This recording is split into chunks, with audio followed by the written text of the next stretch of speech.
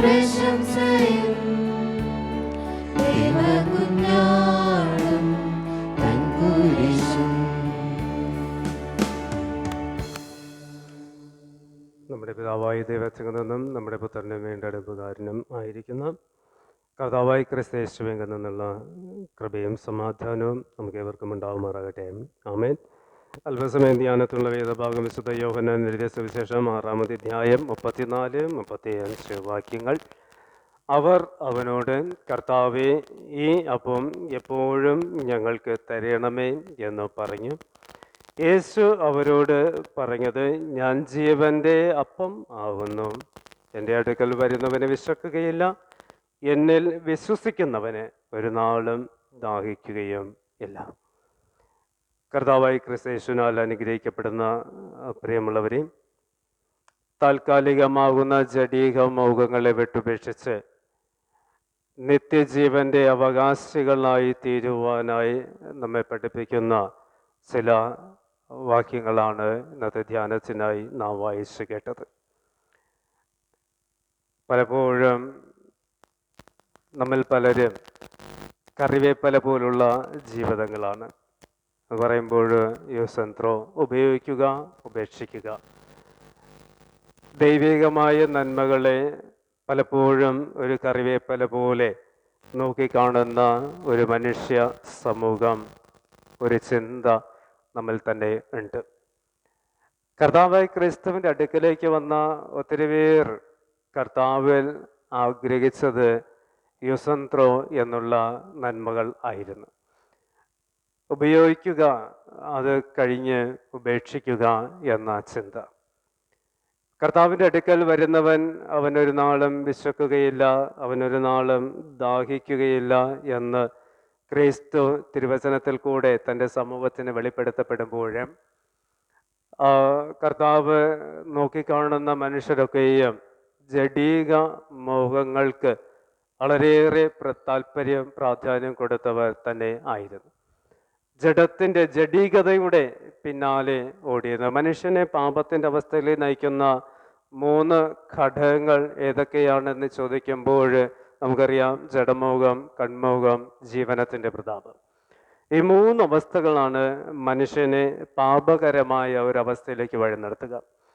അപ്പോൾ കർത്താവായ ക്രിസ്തു തൻ്റെ പരീക്ഷണ കാലഘട്ടത്തിൽ ഈ 3 അവസ്ഥകളെ ചൂണ്ടിക്കാണിച്ചിട്ട് പറയുന്നത് ഇത്രയേ ഉള്ളൂ: ഈ 3 അവസ്ഥകളിൽ നിന്നും മോചനം പ്രാപിക്കണം എങ്കിൽ കർത്താവായ ക്രിസ്തുവിലുള്ള വിശ്വാസം, കർത്താവായ ക്രിസ്തുവിനോട് കൂടെയുള്ള ജീവിതം ഉൾക്കൊള്ളുവാനായിട്ട് കഴിയണമെന്നതാണ്.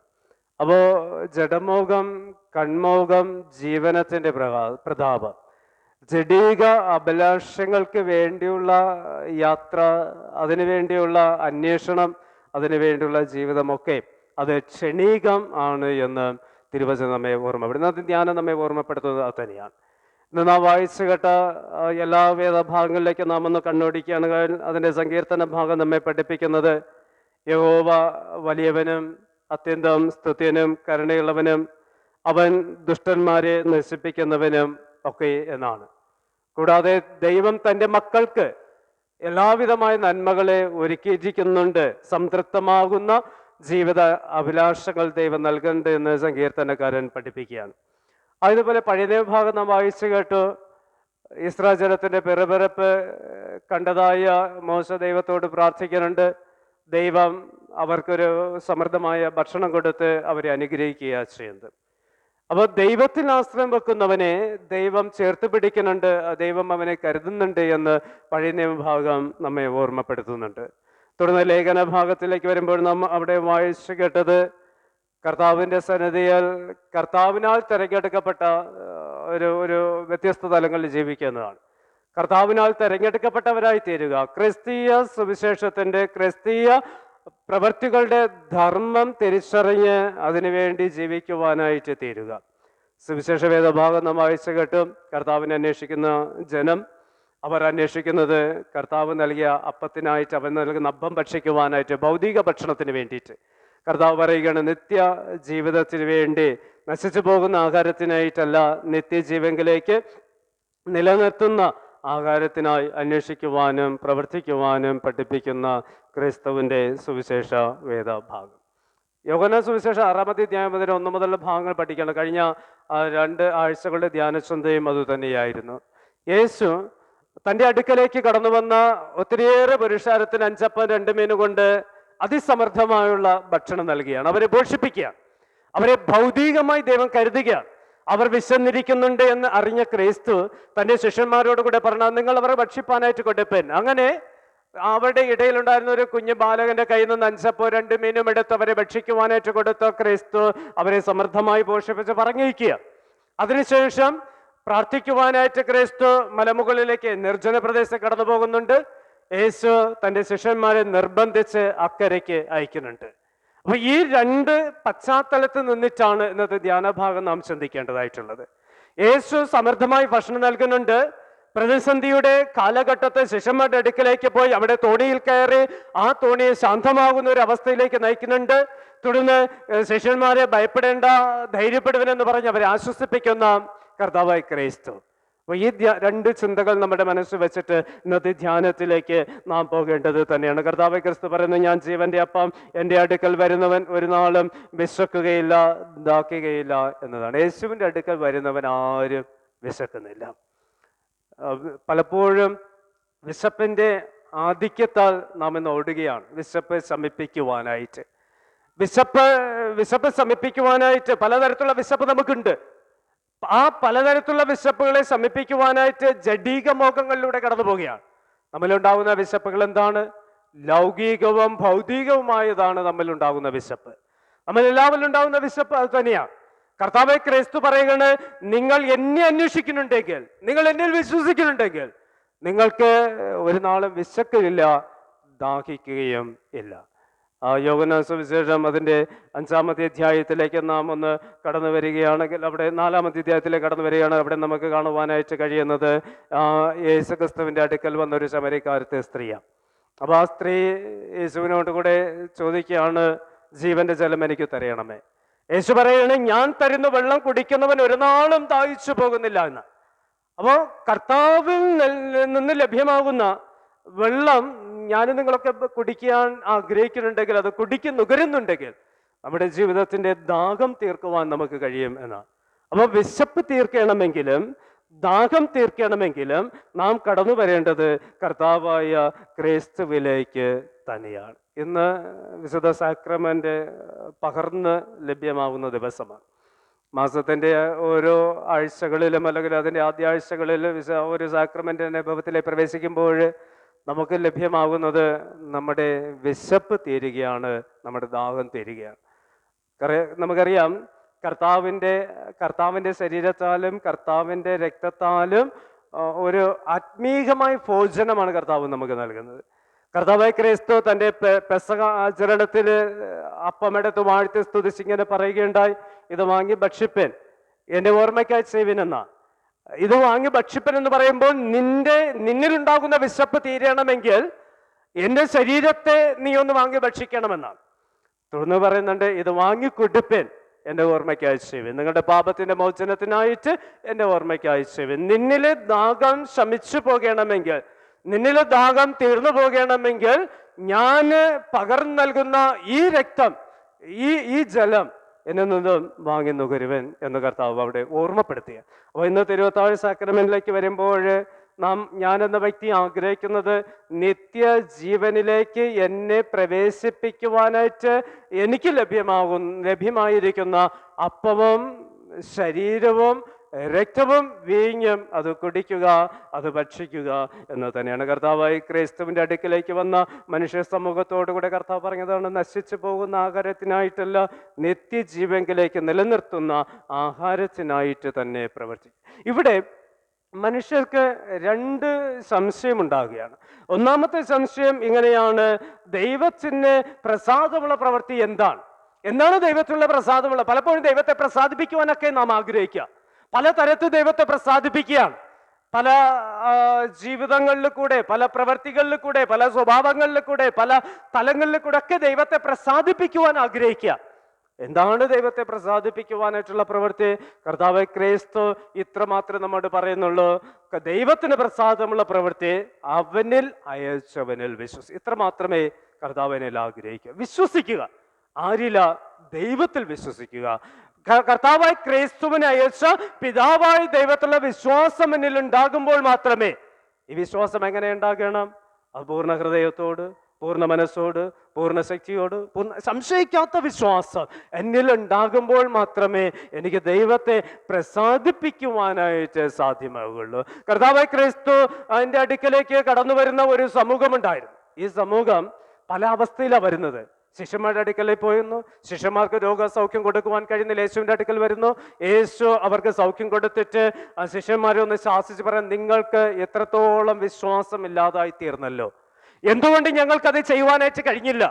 എന്തുകൊണ്ട് ഈ രോഗങ്ങൾക്ക് സൗഖ്യം കൊടുക്കുവാൻ കഴിഞ്ഞില്ല? എന്തുകൊണ്ട് ഈ ഭൂതങ്ങളെ പുറത്താക്കുവാൻ കഴിഞ്ഞില്ല? കർത്താവ് നിങ്ങളുടെ വിശ്വാസമില്ലായ്മ.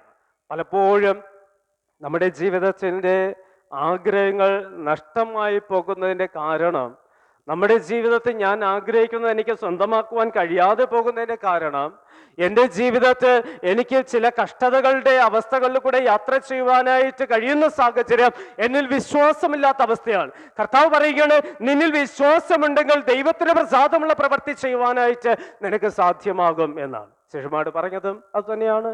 നീ വിശ്വാസത്തോടുകൂടെ ഈ മലയോട് നീങ്ങിപ്പോകുന്ന നിന്ന് നീങ്ങിപ്പോകും. നീ വിശ്വാസത്തോടുകൂടെ ഈ മരത്തോടുകൂടെ പിഴുതുമാറുക എന്ന് പറഞ്ഞാൽ അത് മാറും. വേണ്ടത് വിശ്വാസമാണ്, ആഴമായ വിശ്വാസം, ഉറപ്പുള്ള വിശ്വാസം നമുക്കുണ്ടാകണം. തുടർന്ന് അതേ ഭാഗങ്ങൾ വായിച്ചു തീരുമ്പോൾ മറ്റൊരു ചോദ്യം, മറ്റൊരു സംശയം സമൂഹത്തിന് ഉണ്ടാകുകയാണ്. കർത്താവേ, നീ പറഞ്ഞ അപ്പം ഞങ്ങൾക്ക് എപ്പോഴും തരണമേ, നീ പറഞ്ഞതായ അപ്പം ഞങ്ങൾക്ക് എപ്പോഴും തരണമേ എന്ന് പറയുമ്പോൾ, എന്ന് ചോദിക്കുമ്പോൾ ആ ഒരു സംശയം അവിടെ മനസ്സിലുണ്ടാകുമ്പോൾ കർത്താവ് പറയുകയാണ്, ഞാനാണ് ജീവന്റെ അപ്പം, എൻ്റെ അടുക്കൽ വരുന്നവൻ വിശക്കുകയില്ല, എന്നിൽ വിശ്വസിക്കുന്നവന് ഒരു നാളും ദാഹിക്കില്ല. പ്രിയമുള്ളവരെ, നിത്യജീവൻ അവകാശിയാകണമെങ്കിൽ ഞാൻ ചെയ്യേണ്ടത് 2 കാര്യങ്ങളാണ് ഇവിടെ തിരുവചനം പറയുന്നത്. നിങ്ങൾ എൻ്റെ അടുക്കൽ വരണം, എന്നിൽ വിശ്വസിക്കണം. എൻ്റെ അടുക്കലേക്ക് വരിക, എന്നിൽ വിശ്വസിക്കുക. ഇത്ര മാത്രമേ കർത്താവ് നമ്മൾ ആഗ്രഹിക്കുന്നത്. അങ്ങനെയാണെങ്കിൽ നിത്യജീവൻ പ്രാപിക്കുവാനായിട്ട് ഞാൻ എന്ത് ആണ് ചെയ്യേണ്ടത്? 3 ചിന്തകൾ എത്ര മാത്രമേ ഉള്ളൂ.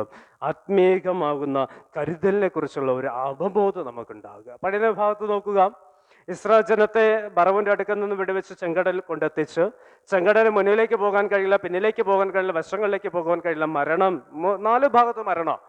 അപ്പൊ ഈ ഒരു അവസ്ഥയിൽ അവർ പിറുപിറുക്കുക. ആ ഒരു പിറുപിറുപ്പിലും ചെങ്കടൽ 2ആയി പിളർന്ന് അവരെ മരുഭൂമിയിലേക്ക്, കനാൻ ദേശത്തിലേക്ക് നയിച്ചുകൊണ്ടിരിക്കുന്നവരാണ് ദൈവം. അപ്പൊ ആ ദൈവത്തിന്റെ സംരക്ഷണം, കരുതലുകളെ കുറിച്ചുള്ള ഒരു അവബോധമില്ലാത്ത മനുഷ്യർ അവർക്ക് വിശന്നപ്പോൾ പിറുപിറുക്കുകയാണ്, അവർക്ക് ദാഹിച്ചപ്പോൾ പിറുപിറുക്കുകയാണ്. നിങ്ങൾ എന്തിനെന്നെ ഇവിടെ കൊണ്ടുവന്നു? അപ്പക്കലങ്ങളുടെ അടുക്കൽ ഞങ്ങൾ ജീവിച്ചു, സമൃദ്ധമായി ജീവിച്ചു, ഞങ്ങൾക്ക് ഇപ്പോൾ ഭക്ഷണമില്ല, ദാഹജലമില്ല എന്നുള്ള പിറുപിറുപ്പുണ്ടാകുമ്പോൾ ദൈവം സ്വർഗം തുറന്ന് അവർക്ക് ആത്മീകമാകുന്ന ഭക്ഷണം കൊടുക്കുക. തുടർന്നൊക്കെ വായിക്കുമ്പോൾ ഇസ്രായേൽ ജനം പലതരത്തിൽ പിറുപിറുക്കുകയാണ്. ആത്മീകമാകുന്ന കരുതലിനെ കുറിച്ചുള്ള ഒരു അവബോധം എന്നിൽ ഇല്ലാതായി തീരുമ്പോഴാണ് നിത്യജീവനിലേക്ക് എൻ്റെ ജീവിതത്തിൻ്റെ തടസ്സങ്ങൾ ഉണ്ടാകുക. അപ്പോൾ നിത്യജീവനിലേക്ക് പ്രവേശിക്കണമെങ്കിൽ ഒന്നാമത് ഉണ്ടാകേണ്ടത് ആത്മീകമാകുന്ന അവബോധം, ആത്മീകമായി കരുതലിനെ കുറിച്ചുള്ള ഒരു അവബോധം നമുക്കുണ്ടാകും. രണ്ടാമത്, നിത്യജീവനിലേക്ക് പ്രവേശിക്കുവാനായി രണ്ടാമത് ദൈവവചനം നമ്മെ പഠിപ്പിക്കുന്നത് ക്രിസ്തീയ സ്വഭാവ സവിശേഷതയുള്ളവരായി തീരുക എന്നതാണ്. വിളിച്ച ദൈവം വിശ്വസ്തൻ എന്ന് തിരിച്ചറിയുക. നമ്മെ വിളിച്ചിരിക്കുന്ന വിളിക്കുകയാണ് ജീവിക്കുക. ഇവിടെ എഫേസ്യ ലേഖനത്തിൽ പറയുന്നതാണ്, ചിലരെ അവൻ അപ്പോസ്തലന്മാരായും, ചിലരെ പ്രവാചകന്മാരായും, ചിലരെ സുവിശേഷകന്മാരായും, ചിലരെ ഇടയന്മാരായും, ചിലരെ ഉപദേഷ്ടാക്കന്മാരും ഒക്കെ അവൻ വിളിച്ചിരിക്കുന്നു. അപ്പോൾ ഓരോ മനുഷ്യർ വിളിച്ചിരിക്കുന്നത് പല നിലകളിൽ പ്രവർത്തിക്കുവാനായിട്ട്, പല നിലകളിൽ ശുശ്രൂഷിക്കുവാൻ വേണ്ടിയിട്ടാണ്. നമ്മെല്ലാവരെയും വിളിച്ചിരിക്കുന്ന ഒരേ ജോലി ചെയ്യുവാനായിട്ടല്ല, പല തരങ്ങളിലുള്ള ജോലി ദൈവം നമുക്ക് ഏൽപ്പിച്ചിരിക്കുകയാണ്. ഈ ജോലികളുടെ പൂർത്തീകരണത്തിനായിട്ടാണ്, ഈ ജോലികളുടെ സവിശേഷത പൂർണ്ണമാക്കുവാനായിട്ടാണ് ദൈവം നമ്മെ തിരഞ്ഞെടുത്തിരുന്നത്. അപ്പോൾ രണ്ടാമത് നിത്യജീവനിലേക്ക് നമ്മെ തിരഞ്ഞെടുത്തിരിക്കും, നമ്മെ നയിക്കുവാൻ രണ്ടാമത്തെ ഘടകമെന്ന് പറയുന്നത് ക്രിസ്തീയ സുവിശേഷത്തിൻ്റെ സവിശേഷതകളോടൊപ്പം ചേർന്ന് ദൈവവിളിയെ അഭിവാജ്യമായി ജീവിക്കുക എന്നതാണ്. മൂന്നാമതായിട്ട് നാം നിത്യജീവനിലേക്ക് അവകാശമാക്കുവാനായിട്ട് സാധ്യമാവുന്ന മൂന്നാമത്തെ അവസ്ഥ, ദൈവത്തിലുള്ള സമ്പൂർണ്ണമായ വിശ്വാസം, ദൈവത്തിലുള്ള ഉറച്ച ഒരു വിശ്വാസം. ഇന്ന് ഈ മേശങ്കിലേക്ക് വരുന്നത് വിശ്വാസമുള്ളത് കൊണ്ട് മാത്രമാണ്. എന്താണ് വിശ്വാസം?